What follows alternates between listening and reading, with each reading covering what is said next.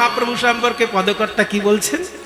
পদকর্তা বলছেন কলি তিমিরাকুল, মানে কলির ঘোর অন্ধকারে ব্যাকুল সাধারণ মানুষ। অন্ধকারে পথ খুঁজে পাওয়া যায় না।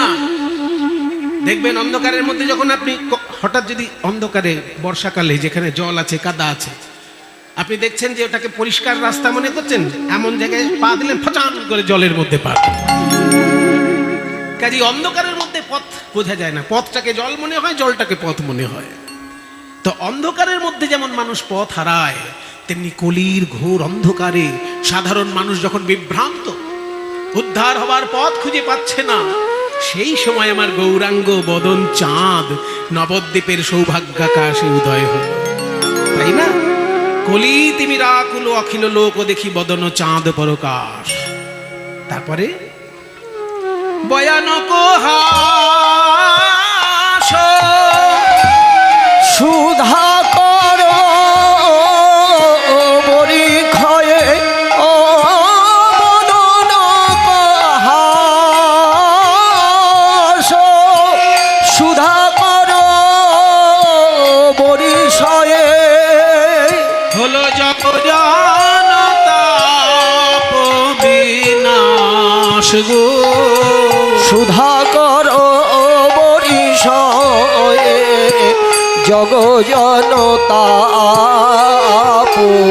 বিনাশ। ভয়ানক হাস সুধা কর বরিশনে জগ জনতাপ বিনাশ। আকাশের শীতল আলো যখন পৃথিবীর উপর পড়ে, পৃথিবীর যেন জ্বালা জুড়িয়ে যায়। গ্রীষ্মকালে যখন ভয়ঙ্কর তাপ দেয় সূর্য, তারপর রাতের বেলায় যখন পূর্ণিমার চাঁদ ওঠে, ওই শীতল আলোতে দিনের তাপ যেন দূর হয়ে যায়। ঠিক তেমনি এই কলিজীবের হৃদয়ে তিন রকমের জ্বালা দেখা দিয়েছিল, আধি ভৌতিক, আধি দৈবিক, আধি আত্মিক। এই ত্রিতাপ জ্বালা জুড়ালো জুড়ালো জ্বালা জুড়ালো জুড়ালো, ত্রিতাপ জ্বালা জীবের জুড়ালো জুড়ালো, ত্রিতাপ জ্বালা জীবের জুড়ালো জুড়ালো, ত্রিতাপ জ্বালা জীবের জুড়ালো জুড়ালো, ত্রিতাপ জ্বালা জীবের জুড়ালো জুড়ালো। ত্রিতাপ জ্বালা কি কি? আধ্যাত্মিক, আধিদৈবিক, আধিভৌতিক। ত্রিতাপ জ্বালা আধ্যাত্মিক, ত্রিতাপ জ্বালা জীবের, ত্রিতাপ জ্বালা জীবের, ত্রিতাপ জ্বালা জীবের জুড়ালো জুড়ালো, জগ জনতাপ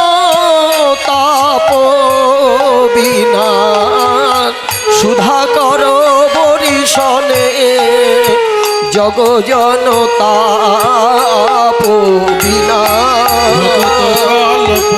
কল্পতরু অন্তরে অন্তরু, ওই ভকত কল্প তরু অন্তরে অন্তরু, ভকত কল্পতরু অন্তরে অন্তরু, রোপলি ঠামহি ঠাম।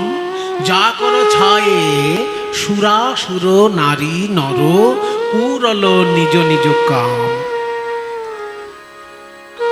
ও মায়েরা, একজন দাদু প্রতিদিন নাতির জন্য একটা চকলেট খাইয়ে দেয়, সেই দাদুটাকে ভালো বলবেন? না একজন দাদু প্রতিদিন নাতির জন্য একটা করে সেগুন গাছ লাগায়, সেই দাদুটাকে ভালো বলবেন? যে গাছ লাগায় কোনটা ভালো দাদু? নাতির কাছে ভালো দাদু কিন্তু সে যে একটা করে চকলেট রোজ দিচ্ছে, কিন্তু নাতির বাপের কাছে ভালো দাদু কে? যে রোজ একটা করে সেগুন গাছ লাগাচ্ছে, দাদুর নাতি ভাইয়ের ভবিষ্যৎ চিন্তা করে। তাহলে গাছ লাগায় যে সে আমাদের উপকারার্থে গাছ লাগায়। গাছটা কি হবে সে অত ভেবে চিন্তে গাছ লাগায় না, অন্যের কল্যাণ চিন্তা করে গাছ লাগায়। তাই মহাপ্রভু আমাদের কল্যাণ চিন্তা করে কয়েক কিলোমিটার অন্তর অন্তর একটা করে গাছ পুঁতে দিয়েছেন। সেই গাছটার নাম কি? ভক্তরূপী কল্পতরু। ভক্তরূপী কল্পতরু।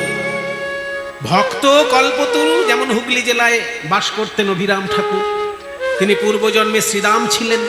সরাসরি দাপর যুগ থেকে কলিযুগে এসেছেন, দাপর যুগের দেহ নিয়ে কলিযুগে এসেছেন শ্রীরাম, শুধু নামটা পাল্টে দিয়েছেন। দাপর যুগে নাম ছিল শ্রীরাম, কলিযুগে নাম হয়েছে অভিরাম ঠাকুর। খানাকুলে তিনি লীলা করেছেন, কিন্তু মানুষটি দাপর যুগের বৃন্দাবনের কৃষ্ণ পার্ষদ শ্রীরাম। তাহলে হুগলি জেলায় যেমন অভিরাম ঠাকুরের জন্য বিখ্যাত আরো পার্ষদ আছেন। ওই যে আটপুরে বললাম পরমেশ্বরী দাস, আটপুরে তিনি একজন। তাহলে কয়েক কিলোমিটার অন্তর পরে হলো। তাহলে এখানে যেমন অভিরাম ঠাকুর, আবার আটপুরে পরমেশ্বর দাস, এরকম কিছু কিলোমিটার অন্তর অন্তর একটা করে গাছ পুঁতে দিয়েছেন, ভক্তরূপী কল্পতরু, যার আশ্রয়ে এসে মানুষ প্রেম ফল পাচ্ছে, আবার শান্তির ছায়া পাচ্ছে। যা করো ছায়ে সুরাসুর নারী নর, সুরাসুর মানে দেবতা, অসুর এবং মানুষ সবাই সেই শান্তি, সেই প্রেম লাভ করছে। যা করো ছায়ে সুরাসুর নারী নর, যা করো ছায়ে, সুরাসুর নারী নর, যা করো ছায়ে, সুরাসুর নারী নর, পুরালো নিজ নিজ কাম গো। সুরাসুর নারী নর, পুরালো নিজ নিজ পুরালো নিজ নিজ কাম মানে তাদের মনোবাসনা পূর্ণ হলো, তাদের আশা মিটিল, তাদের আশা মিটিল, আশা মিটিল, তাদের আশা মিটিল, কৃষ্ণ প্রেম লাভ করে আশা মিটিল, কৃষ্ণ প্রেম পান করে নরজনম ধন্য হলো, কৃষ্ণ প্রেম পান করে নরজনম ধন্য হলো, কৃষ্ণ প্রেম পান করে নরজনম ধন্য হলো, প্রেম পান করে নরজনম ধন্য হলো, কৃষ্ণ প্রেম পান করে আশা মিটিল, পুরালো নিজ নিজ কাম, সুরাসুর নারী নর, পুরালো নিজ নিজ কাম। আরো একটা মজার কথা শুনবে, মহাপ্রভু সকলকে হাতি চড়িয়েছেন, একটা করে হাতি দিয়েছেন মহাপ্রভু। এবার হাতি দিয়েছে শুনে যারা বাচ্চা কীর্তন শুনছে তারা ভাবছে আমরা যদি মহাপ্রভুর সময় জন্ম নিতাম একটা হাতি অন্তত পেতাম, পিঠে চেপে সারা দেশ ঘুরতাম। তা মহাপ্রভু যে হাতি দিয়েছেন সেই হাতি সুরালো হাতি নয়, যে হাতি আমরা দেখতে পাই ওই হাতি নয়। তাহলে কোন হাতি দিয়েছেন? ভাব গজেন্দ্রে চড়ায়ল জগজনে, ওই ভাব গজেন্দ্রে চড়ায়ল জগজনে। মহাপ্রভুর অন্তরঙ্গজন যারা, যারা দিন রাত গৌরাঙ্গের বদন পানে চেয়ে থাকতো, দুই নয়ন জলে ভেসে হরিবোল হরিবোল বলতো, মহাপ্রভু তাদের সকলকে ভাবের হাতিতে চাপিয়েছেন। ভাব নামক হাতিতে চড়ে তারা হেলে দুলে চলেছে। ভাব গজেন্দ্রে চড়ায়ল জগজনে, ওই ভাব গজেন্দ্রে চড়ায়ল জগজনে, ভাব গজেন্দ্রে চড়ালো জগজনে। ওই ছন পহুক বিলাস গো, ওই ছন পহুক বিলাস গো। এত দূর পর্যন্ত পদকর্তা বর্ণনা করলেন, এইবার পদকর্তা নিজের দুঃখের কথা বলছেন। এতক্ষণ তিনি যা বললেন, সমুদ্র মন্থনে যা যা সুফল ঘটেছিল, কলিযুগের মানুষ কলিযুগে বসে সেই সুফল পেয়ে গেল। এই হলো এই বৈষ্ণব পদটার মাধুর্য, যে সমুদ্র মন্থনে কি উঠেছিল? চাঁদ উঠেছিল। তাহলে কলিযুগের মানুষ গৌরাঙ্গের বদন চাঁদ পেয়ে গেল। সমুদ্র মন্থনে ঐরাবত হাতি উঠেছিল, কলিযুগের মানুষ ভাবরূপী ঐরাবত হাতিকে পেয়ে গেল। সমুদ্র মন্থনে কল্পতরু বৃক্ষ উঠেছিল, ওই জন্য ভক্তরূপী কল্পতরু কলিযুগের মানুষ পেয়ে গেল। অর্থাৎ সমুদ্র মন্থনে অমৃত উঠেছিল, হরিনামের অমৃত কলিযুগের মানুষ মহাপ্রভুর জন্য পেয়ে গেল। ভালো দিকগুলো সব পেয়ে গেল। পদকর্তা বলছে মন্দ দিক একটা ছিল সমুদ্র মন্থনে, সেইটা এসে আমার কপালে জুটল।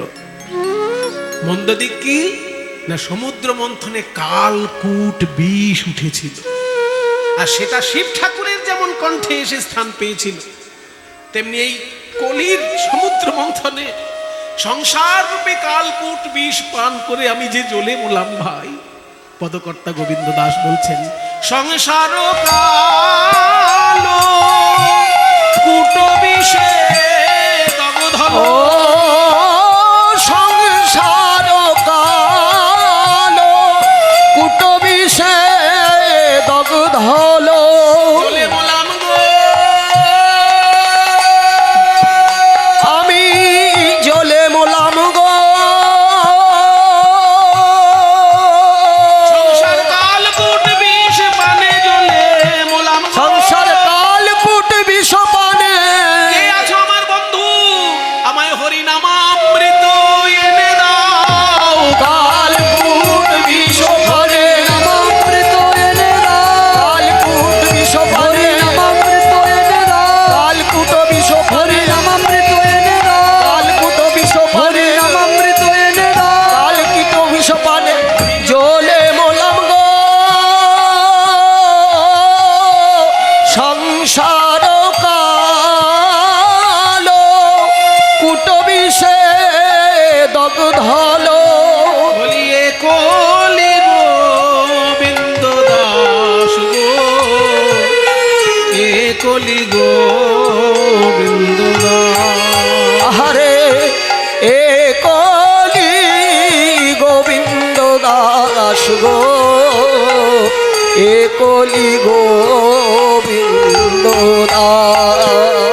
কালকূট বিষ পান করেছিলেন শিব ঠাকুর, কিন্তু তিনি মরে যাননি, কারণ মা এসে তাকে অমৃত পান করিয়েছিলেন। ঠিক তেমনি সংসার কালকূট বিষ পান করে যদি কেউ দগ্ধীভূত হয়ে থাকো ভাই আমার মতো, তাহলে হরিনামের অমৃত একবার জিহ্বাগ্রে গ্রহণ করো, দুটি বাহু তুলে একবার হরি বল বলে দেখো। প্রাণ ভরে হরিনাম যদি কেউ নিতে পারো ভাই, সংসারের কালকূট বিষের জ্বালা তাকে স্পর্শ করবে না।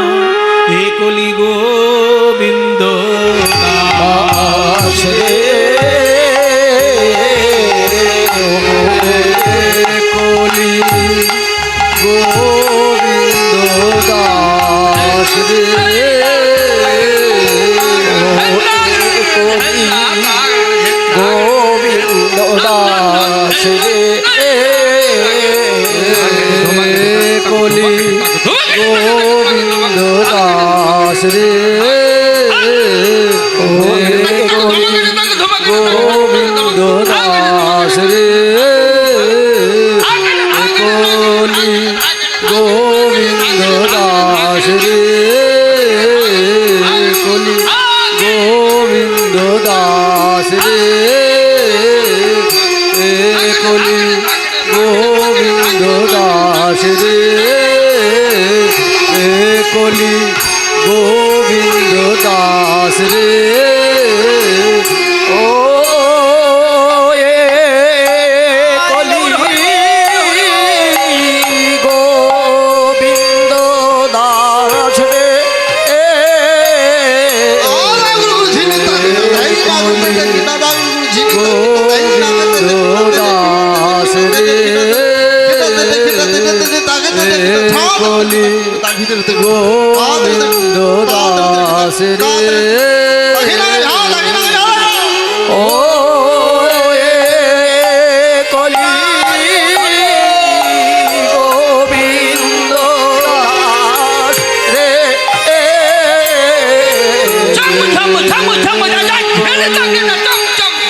গোবিন্দ দাস রে, কলি গোবিন্দ দাস রে,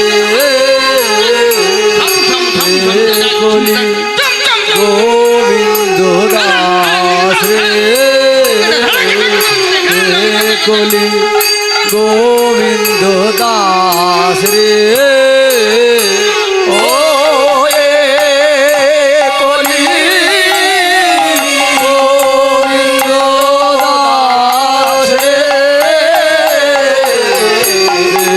কলি গোবিন্দ দাস রে কলি গোবিন্দ দাস রে কলি গোবিন্দ দাস রে কলি গোবিন্দ দাস রে কলি গোবিন্দ দাস রে কলি গোবিন্দ দাস রে গোবিন্দ। আজকে আমরা একজন মহাপুরুষের জীবন কথা শুনব। আপনাদের পাশেই যে অভিরাম ঠাকুর মহাশয়, উনি যাদেরকে পরীক্ষা করেছিলেন ভক্তরূপে, সে ভক্ত না অভক্ত এটা পরীক্ষা যাদের করেছিলেন, তাদের মধ্যে একজনের কথা আমরা আজকে শুনব। চলুন। আর আজকে মহাপ্রভুর ভাবটি কেমন শ্রীধাম নবদ্বীপে, মহাপ্রভু আজকে শ্রীবাস অঙ্গনে ভক্তগণের সঙ্গে নৃত্য কীর্তনে মেতে আছেন। আপনারা জানেন শ্রীবাস অঙ্গন নবদ্বীপে গঙ্গার তীরে অবস্থিত। আর এই গঙ্গা তীর, গঙ্গার জল মহাপ্রভু বড় ভালোবাসতেন। কারণ মহাপ্রভু বলেছিলেন, আমি সন্ন্যাসী হতে পারি, সন্ন্যাসী যে হয় তার জন্মভূমির প্রতি টান থাকা উচিত নয়, জন্মস্থানের প্রতি টান থাকা উচিত নয়। কেন না, যিনি সন্ন্যাসী হন তিনি নিজের শ্রাদ্ধ নিজে করেন, মানে আত্মীয় স্বজনের কাছে তিনি মরে যান, আত্মীয় স্বজনের কাছে তিনি একজন মৃত ব্যক্তি। তাহলে তিনি জীবিত আছেন কেন? তিনি জীবিত আছেন জগৎ সংসারের কল্যাণের জন্য। আত্মীয় স্বজনের চিন্তা করবে সে যে সংসারী লোক, কিন্তু সংসার ছেড়ে যে সন্ন্যাসী হবে তার কাছে আত্মীয় স্বজনের কাছে সে মৃত। কারণ সে সারা জগতের কল্যাণের চিন্তা করার জন্য, সারা জগতের কল্যাণের জন্য সে গৃহত্যাগ করেছে। তাই যিনি সন্ন্যাসী হবেন তার জন্মভূমির প্রতি টান থাকা উচিত নয়।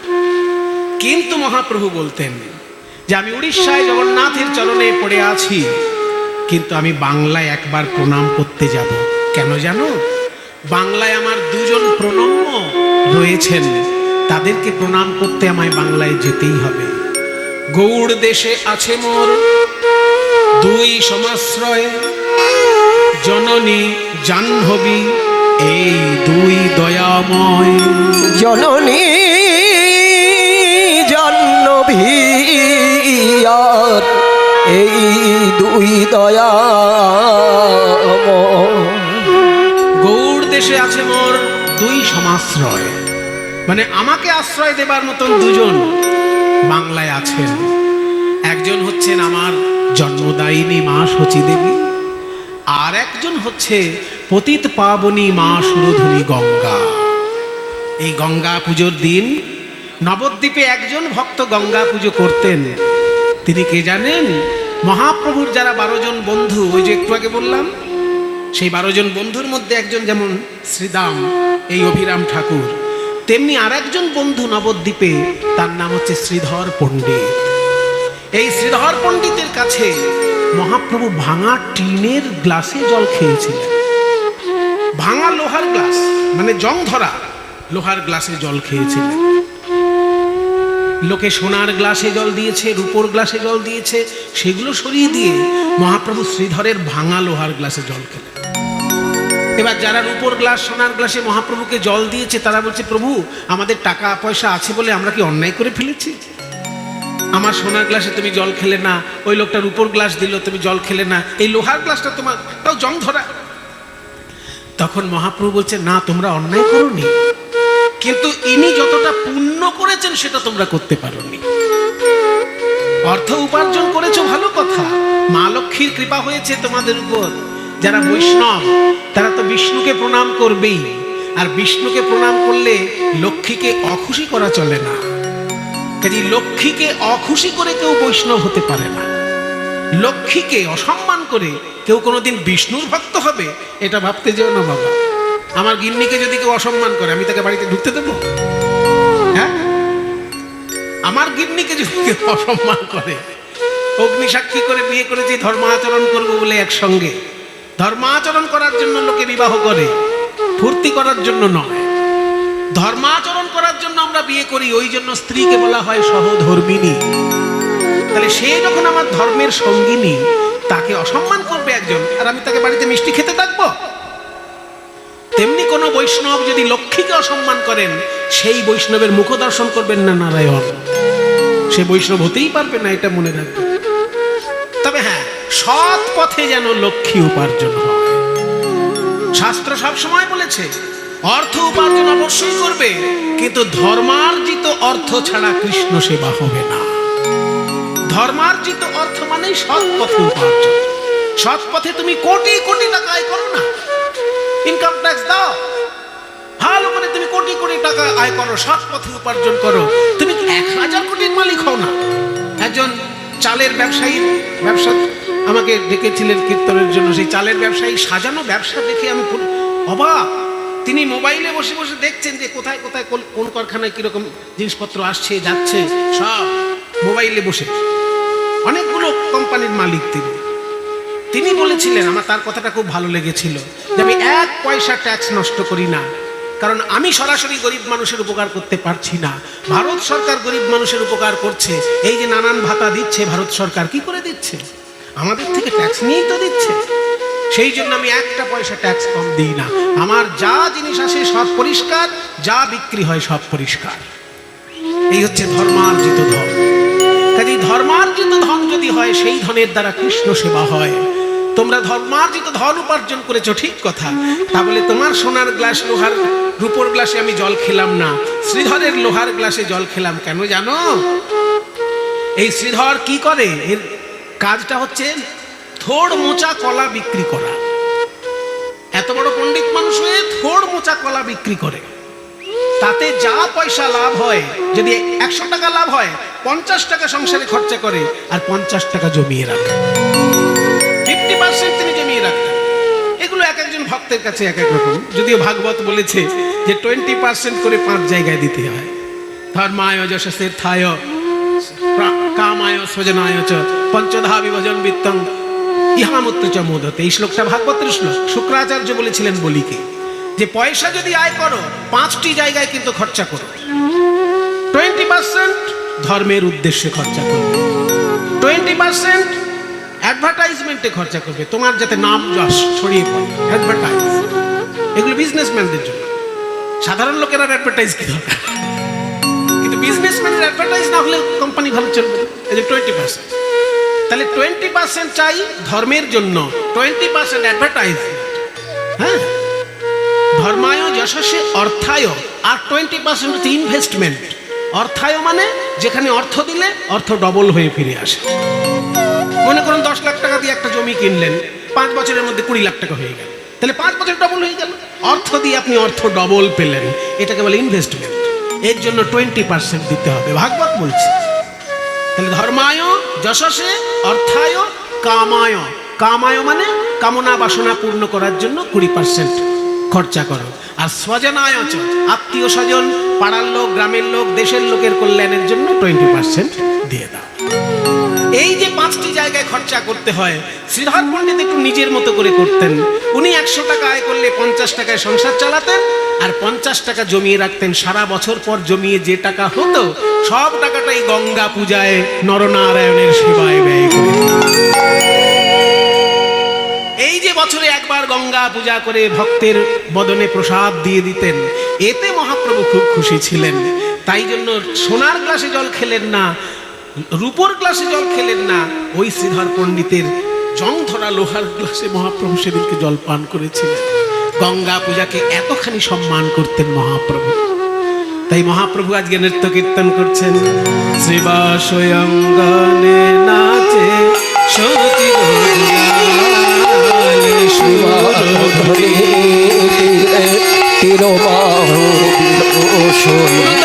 সময় বালক সঙ্গে সুর ধরি তীরে তীরবাহু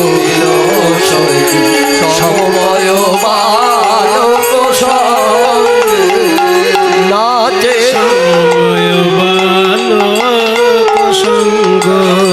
নাচে গোরা সমবয় বালক সঙ্গ নাচে গোরা সমবয় বালক সঙ্গ নাচে সমবয় বালক সঙ্গ সমবয় বালক সঙ্গ সমবয় বালক সঙ্গ নাচে গোরা সমবয় বালক সঙ্গ তল তালে ধ্বনিত হরি হরি ধ্বনি তাল তালে ধ্বনিত হরি হরি ধ্বনি করতল তালে ধ্বনিত হরি হরি আমার গোরা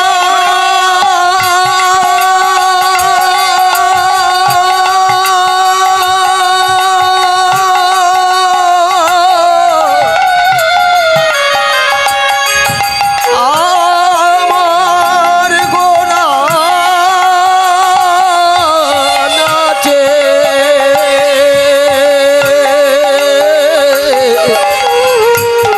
গোরা নাচে হেমদণ্ড বাহু তুলে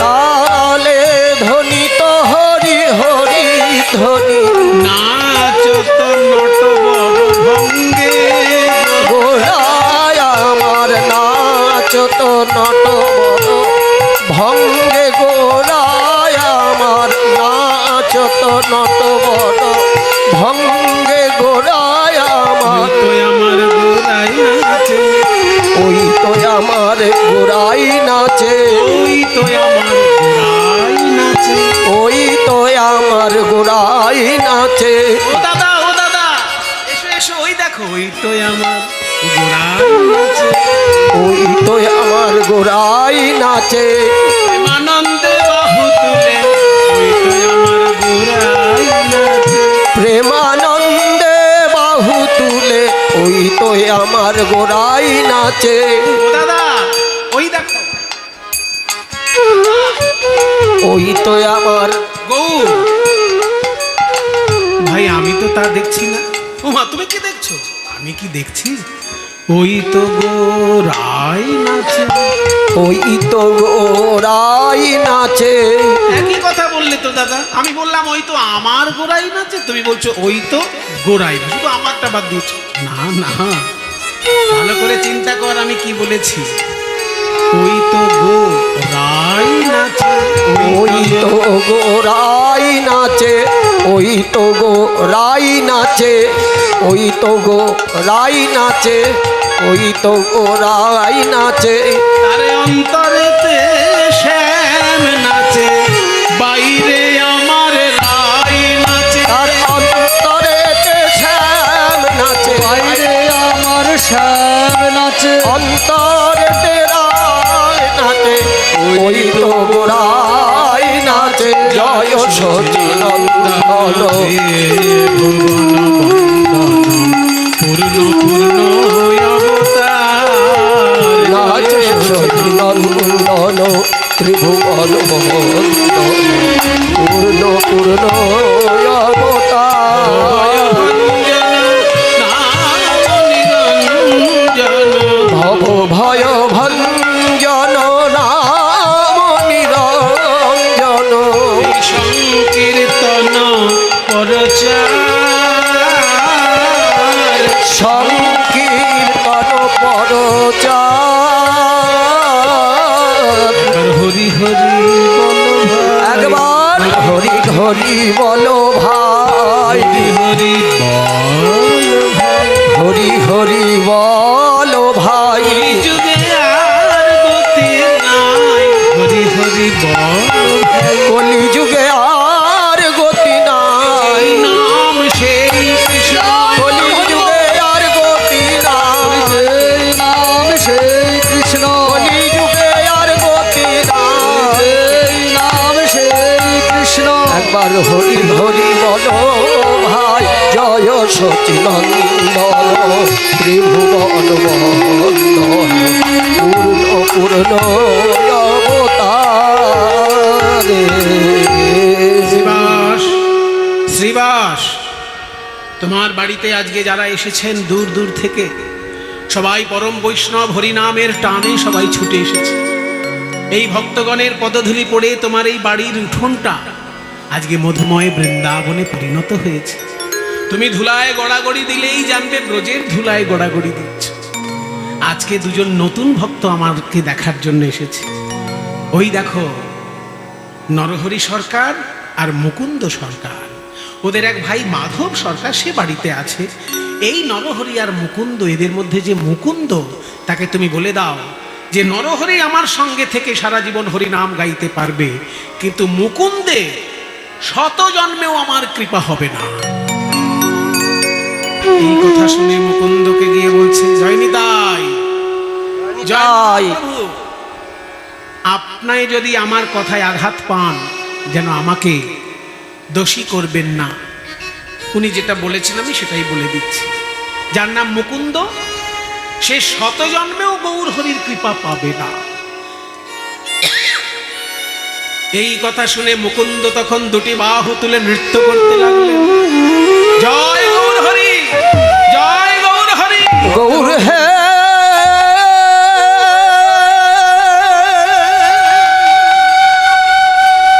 শ্রীবাস ধমক দিয়ে বলছে, এই ভাই, হেই, তুমি কি পাগল নাকি? হাত তুলে হরি বল বলে নাচছো, কথাটা শুনেছো ভালো করে? শত জন্মেও তুমি কৃপা পাবে না, আমাকে বললে তো আমি গঙ্গায় ডুবে মরতাম। মুকুন্দ বলে, ওগো শ্রীবাস, আমি ভালো করেই শুনেছি তুমি কি বলেছো, তবু আমি হাত তুলে নাচছি কেন জানো? প্রভু যদি বলতেন কোনো জন্মে কৃপা হবে না, তাহলে আমিও মনের দুঃখে আত্মহত্যা করতাম। কিন্তু প্রভু বলেছেন শত জন্মেও কৃপা হবে না। এই শুনে আমি হাত তুলে নাচছি। শত জন্মে আমার কৃপা লাভ হোক না হোক, 101 নম্বর 101তম জন্ম যখন আসবে তখন তো আমি কৃপা পাবো। আমি 101 জন্মে কৃপা পাবো, 101 জনমে কৃপা পাবো। জনম না হয়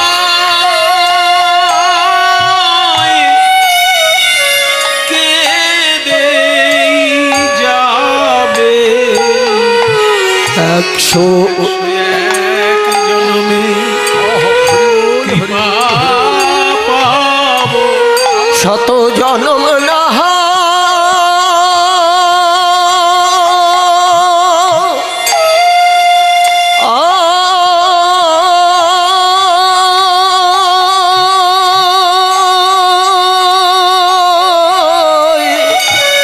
শত জনম না হয় কেঁদে যাবে, 101 জনমে কৃপা পাবো। জনম না হয় কেঁদেই যাবে, হে প্রাণ গৌর কৃপা করো বলে। শত জনম না হয় কেঁদে যাবে, গৌর কৃপা করো, করো বলে। শত জনম না হয় কেঁদে যাবে, গৌর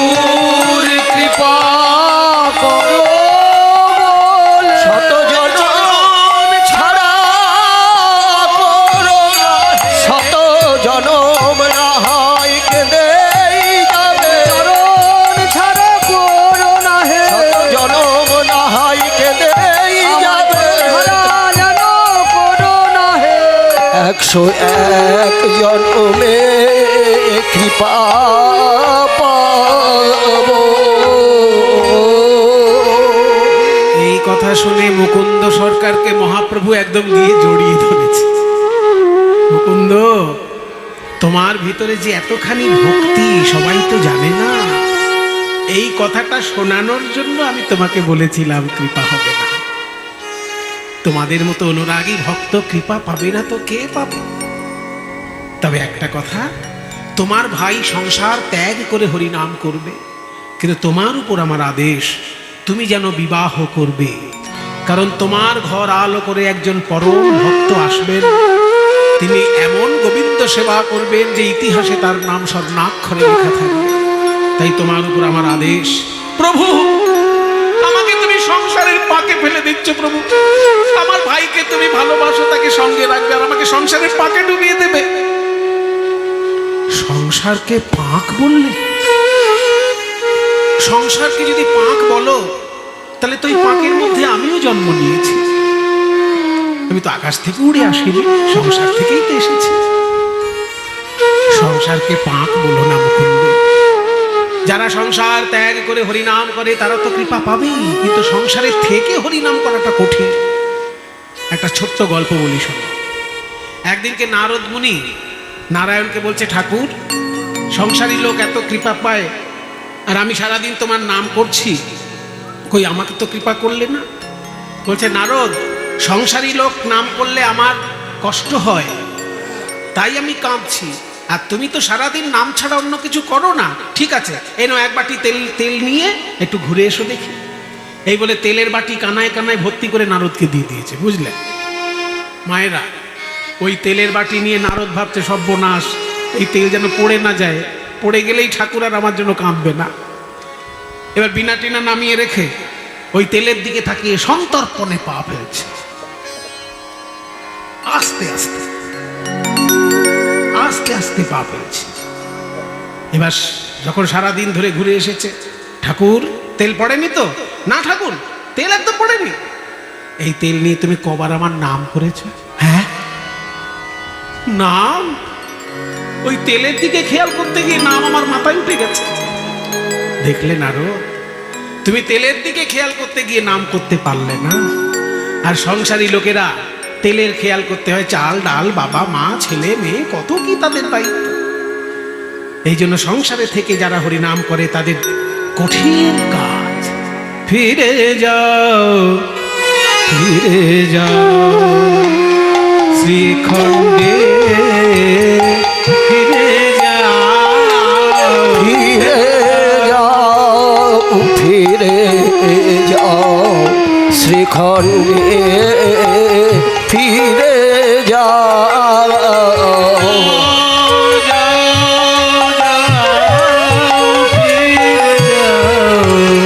ফিরে যাও, যাও, যাও, ফিরে যাও।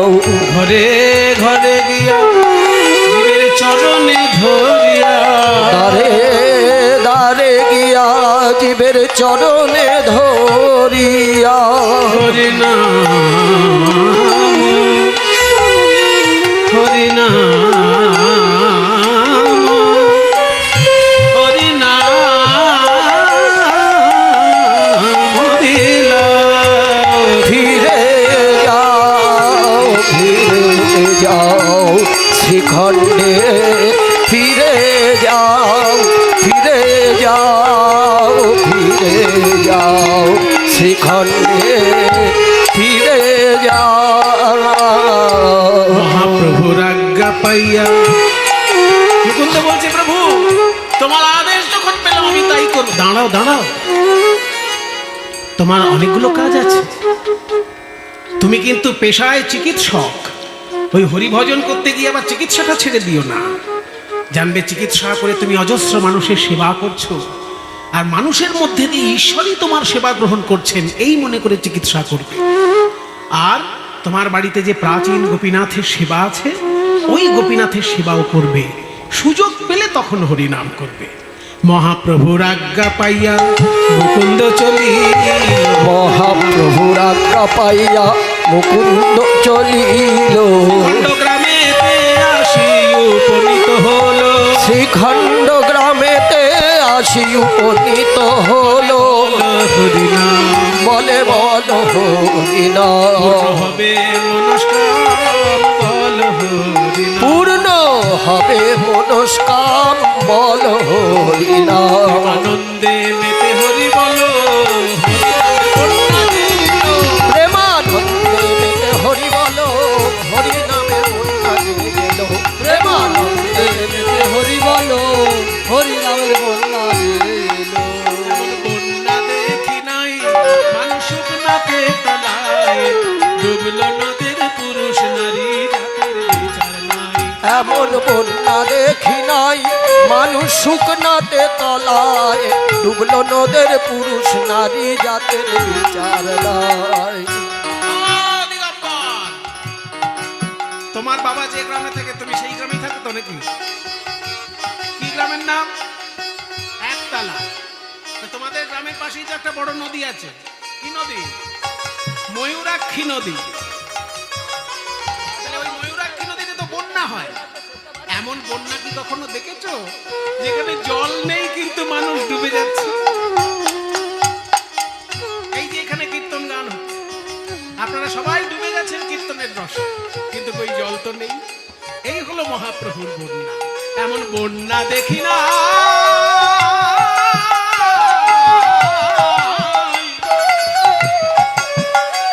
মানুষ শুকনাতে তলায়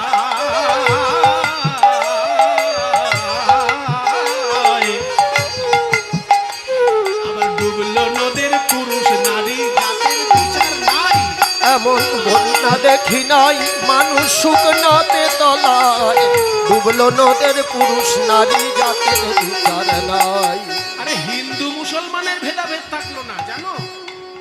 দেখো হরিদাস, সে কাজীর ছেলে, সেও বুঝি ডুবে গেল। হরি বল বলে রে হরিদাস হরি বল বলে রে হরিদাস হরিদাস সে কাজীর ছেলে, সেও বুঝি ডুবে গেল। ওই হরিদাস কাজীর ছেলে সেও বুঝি ডুবে গেল হরি নামের বন্যা যে গেল প্রেমানন্দে মেতে হরি বলো হরি নামের বন্যা যে গেল প্রেমানন্দে মেতে হরি বলো হরি নামের বন্যা এলো। হরি বল বলে তোমরা নামো সেই জলে, বন্যার যাই বলি হারি। তরঙ্গ ভারী প্রেম তরঙ্গে খেলছেন সাঁতার গোলো বিহারি বন্যার যাই বলি হারি ও তার তরঙ্গ ভারী প্রেম তরঙ্গে খেলছেন সাঁতার গোলো বিহারি বন্যার যাই বলি হারি ও তার তরঙ্গ ভারী প্রেম তরঙ্গে খেলছেন সাঁতার গোলো বিহারি তার সঙ্গে প্রভু নিত্যানন্দ পাথারে সাঁতার দিল। হরি বল বলে রে সঙ্গে প্রভু হরি বল বলে রে সঙ্গে প্রভু বল মুক্তানন্দ পাথারে সাঁতার দিল হরি নামের বন্যা যে গেল প্রেমানন্দে মেতে হরি বলো হরি নামের বন্যা এলো। প্রেমানন্দে মেতে হরি বলো হরি নামের বন্যা এলো।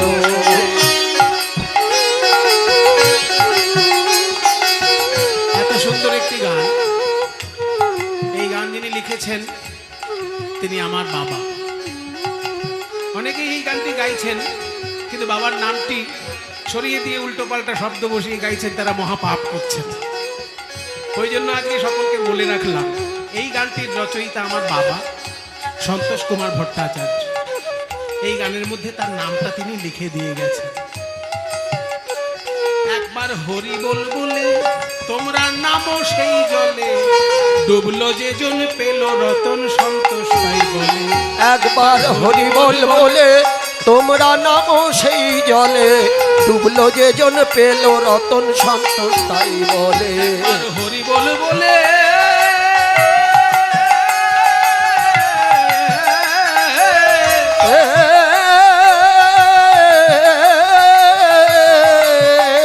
তোমরা নামো সেই জলে,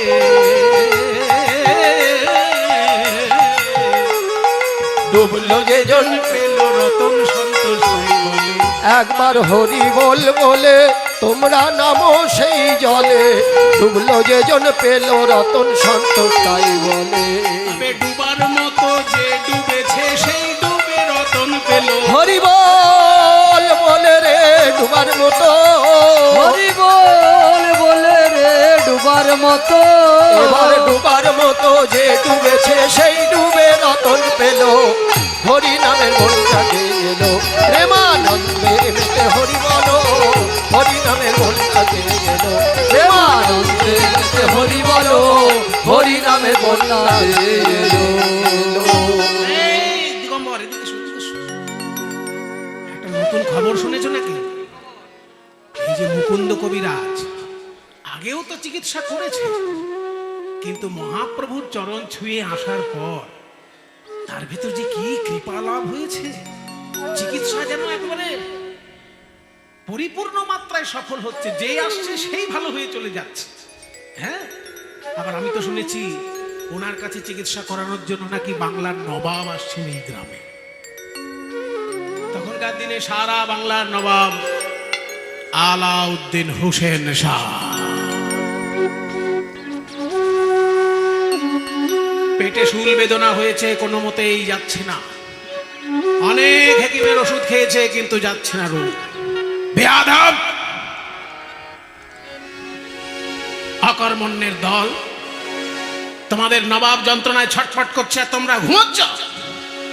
হুজুর ঘুমোচ্ছি না, চেষ্টা করছি, একটা সূত্র পেয়েছি কিন্তু আপনাকে বলতে পারছি। বলো বলো, নির্ভয়ে বলো।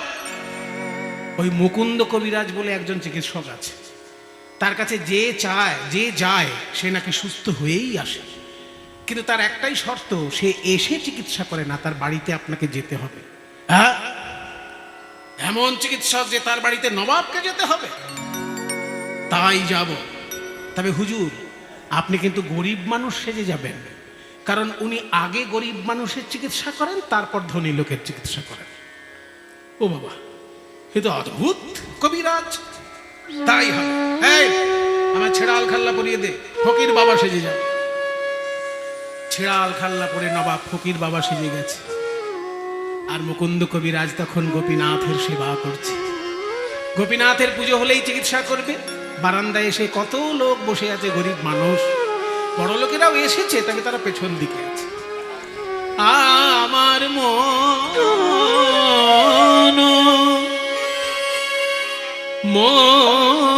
মন্দিরে আমি পাথরের মন্দির গড়ে দিতে পারবো না, সোনার মন্দির গড়ে দিতে পারবো না। ওগো গোপীনাথ আমার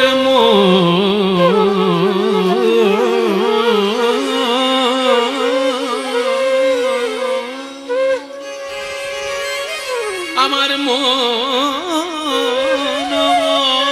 মন্দিরে মদন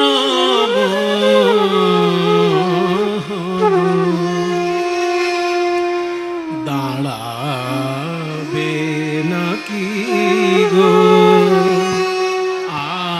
আসিয়া আমার মন মন্দিরে মদন মোহন দাঁড়াবে নাকি গো আসিয়া। তব নাম লয়ে ভাসিয়া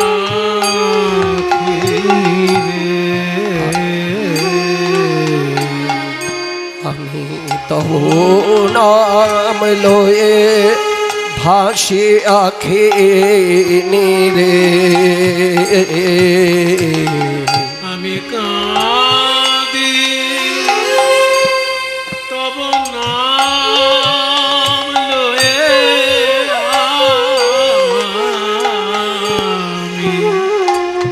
আমি কাঁদি, আমি কাঁদি, কেউ জানে না আমার মন জানে আর তুমি জানো। আমি কাঁদি নিরজনে বসিয়া মন মন্দিরে মদন মোহন দাঁড়াবে নাকি গো আসিয়া। এই ছেলে, এই যে গান গাইছে মন্দিরের ভেতর কে? আমাদের ঠাকুর মশাই। ওই ঠাকুর মশাইয়ের নাম মুকুন্দ? হ্যাঁ উনি চিকিৎসা করেন? হ্যাঁ, উনি চিকিৎসাও করেন আবার পূজা পাঠও করেন। পুজো করেন? হ্যাঁ। তা আমি তো ফকির বাবা, আমার তো পয়সা করি নেই, আমার চিকিৎসা হবে তো? আরে তাহলে তো আপনার আগে হবে। আগে? হ্যাঁ। সরো, সরো, সরো। সরো সরো, সবাই ছেড়ে দাও, রাস্তা আমাকে ছেড়ে ছেড়ে দাও। দাও। হ্যাঁ।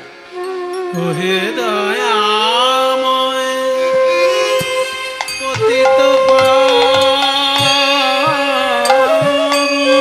আহা, কৃপাময় তুমি ভক্তবৎসল। ও হে দয়াময় পতিত পাবন দয়াময়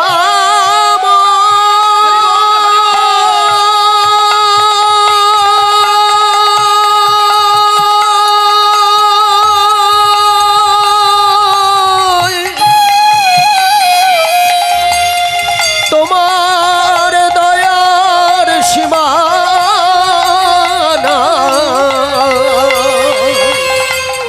ও হে দয়াময় ও দয়াময় পতিত পাবন কৃপাময় তুমি ভক্ত বৎসল। অন্তিম কালেতে দিও শ্রীচরণ। আমার অন্তিম কালেতে দিও শ্রীচরণ। হৃদয় মন্দিরে আসিয়া মন মন্দিরে মদন মোহন দাঁড়াবে নাকি গো আসিয়া। মন মন্দিরে মদন মোহন দাঁড়াবে নাকি গো আসিয়া। আমার মন মন্দিরে মদন মোহন দাঁড়াবে নাকি গো আসিয়া। মন মন্দিরে মদন মোহন দাঁড়াবে নাকি গো আসিয়া।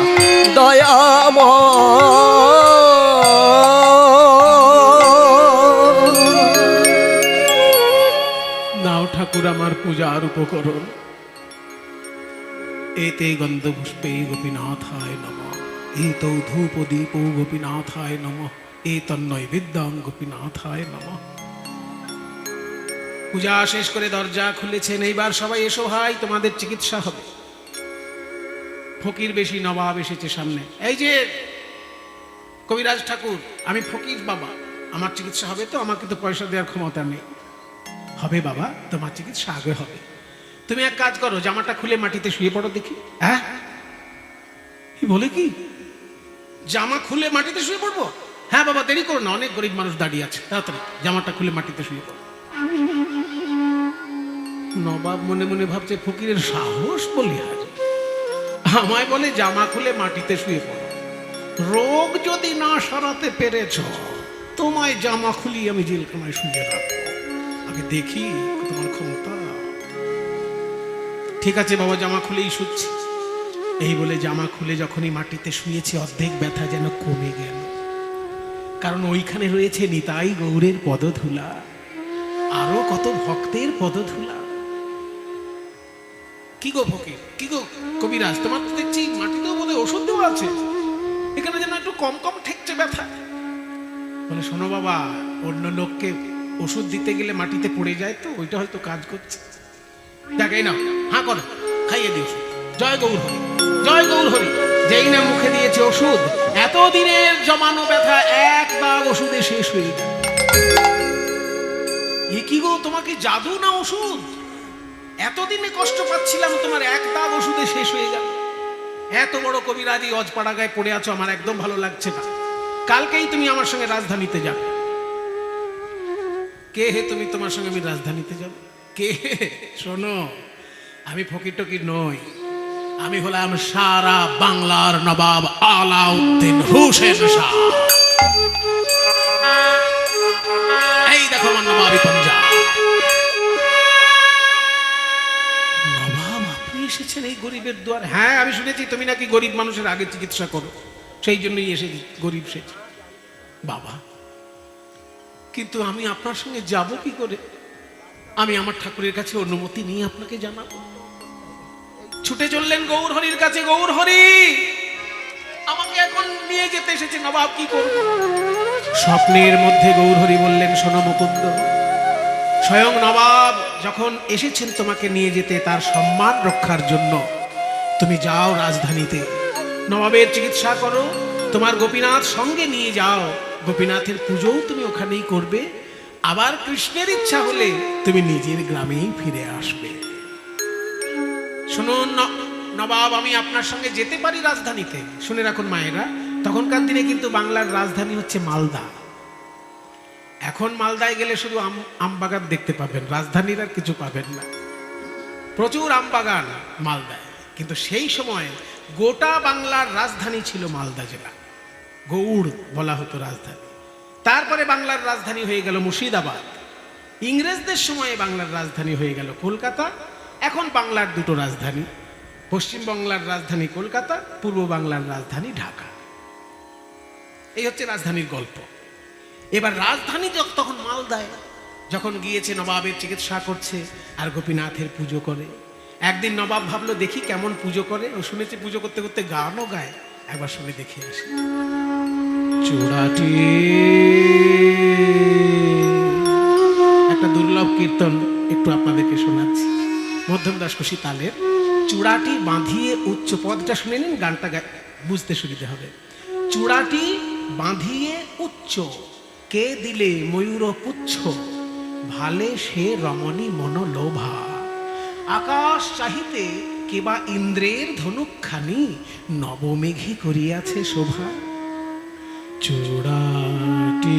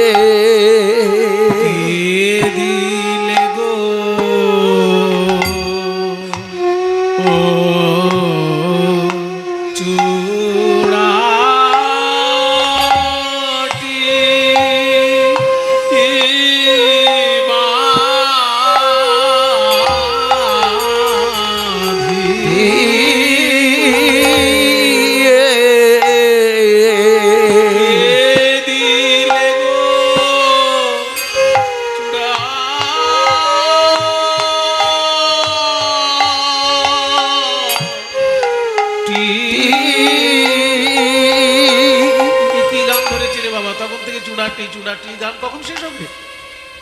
আমার তো অনেক কাজ আছে, গান কখন শেষ হবে? চূড়াটি শেষ হচ্ছে না। আসলে ভক্ত যখন ভগবানের গানে ডুবে যায়, সে তো কোনো দিকে খেয়াল করে না, সে গোবিন্দকে দেখছে আর গাইছে। কে দিলে গো চূড়া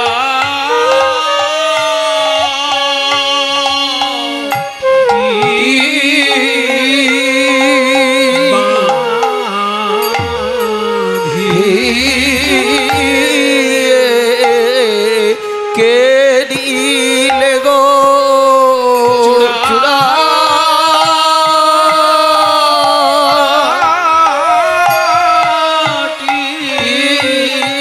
অমন করে কে সাজালে ওগো তোরা বল বল ও ললিতা অমন করে কে সাজালে ওগো তোরা বল বল ও ললিতা অমন করে সাজালে ও তোরা বল বল ও ললিতা অমন করে কে সাজালে ও তোরা বল বল ও ললিতা অমন করে কে সাজালে ও গো তোরা বল বল ও ললিতা অমন করে কে সাজা জালে কে দি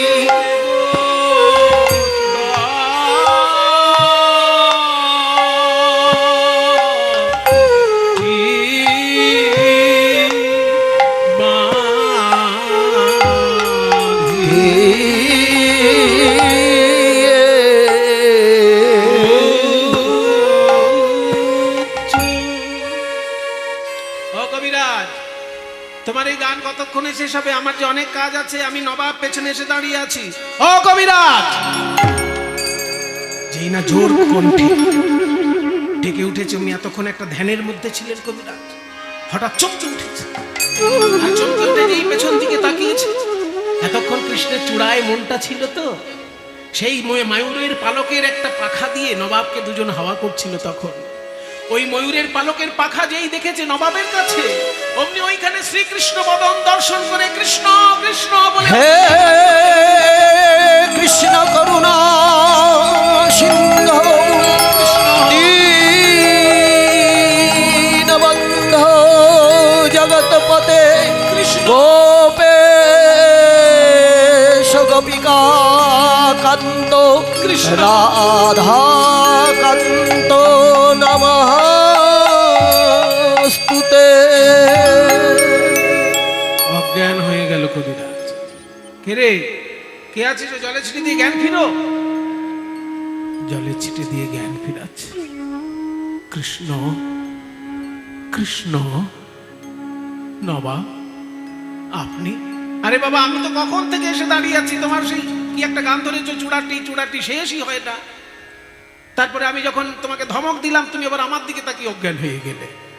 তোমাকে শরীর খারাপ? কি করে নবাবকে বোঝাই?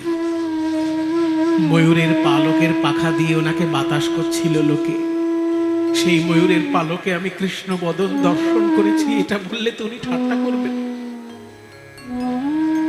নবাব, আসলে লোকের চিকিৎসা করতে গিয়ে আমার হয়তো নিজের কথা খেয়ালই থাকে না, আমার হয়তো মির্গি টির্গি কিছু একটা আছে, অজ্ঞান হয়ে গেছে। কবিরাজ, তুমি কিন্তু ঠিক কথা বললে না। আমার মুখের সামনে কেউ যদি কথা ঘুরিয়ে ফিরিয়ে বলে, আমি তার জিহ্বা ছেদন করি, কিন্তু তোমায় সেই শাস্তি আমি দিতে পারছি না, কারণ তুমি আমার প্রাণ বাঁচিয়েছ। তোমার কথা শুনে আমার মনে হয়েছে তুমি ঠিক উত্তর দাও।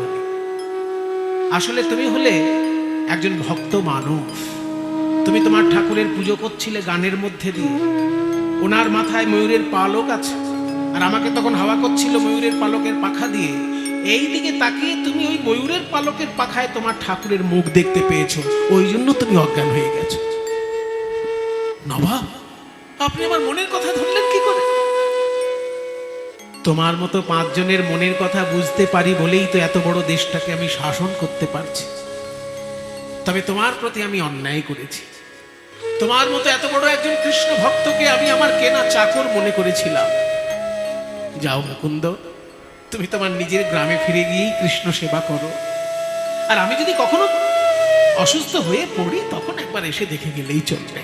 যাও, নিজের গ্রামেই ফিরে যাও।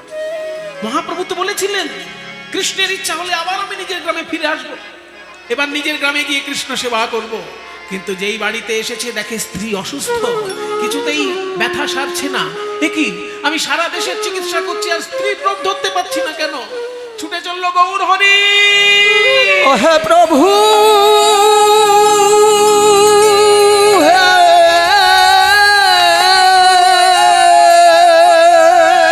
আমি সারা বাংলার চিকিৎসা করেছি কিন্তু আমার স্ত্রীর রোগ ধরতে পারছি না। মুকুন্দ, সারা বাংলার চিকিৎসায় সফল হয়েছে বলে একটু অহংকার হয়ে গেছে তোমার, সেই জন্য তুমি তোমার স্ত্রীর রোগ ধরতে পারছো না। গৌরী, তবে তুমি কেন আমাকে দিয়েছিলে এই চিকিৎসার দায়িত্ব? আমি ক্ষুদ্র জীব, কোন ফাঁকে আমার অহংকার হয়ে যায় আমি কি করে বুঝবো বলো? ঠিক আছে মুকুন্দ, তোমার চোখের জলে তোমার সব অহংকার ধুয়ে গেছে। এবার গিয়ে এই আমার চিবানো পান তুমি সঙ্গে নিয়ে যাও। এই আমার চিবানো পান তোমার স্ত্রীকে খাইয়ে দিও, দেখবে রোগ সেরে যাবে।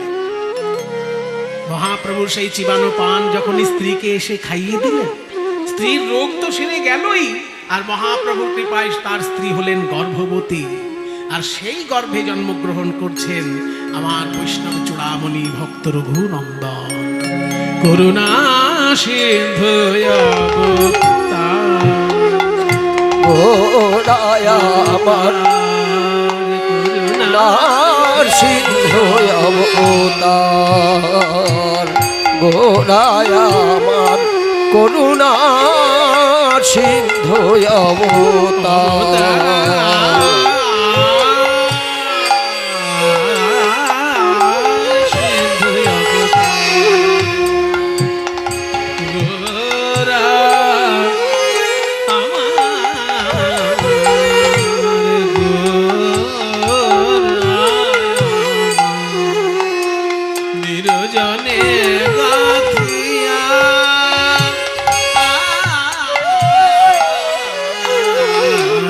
নিরঞ্জনে গাঁথিয়া প্রেম চিন্তামণি মালা, নিরঞ্জনে গাঁথিয়া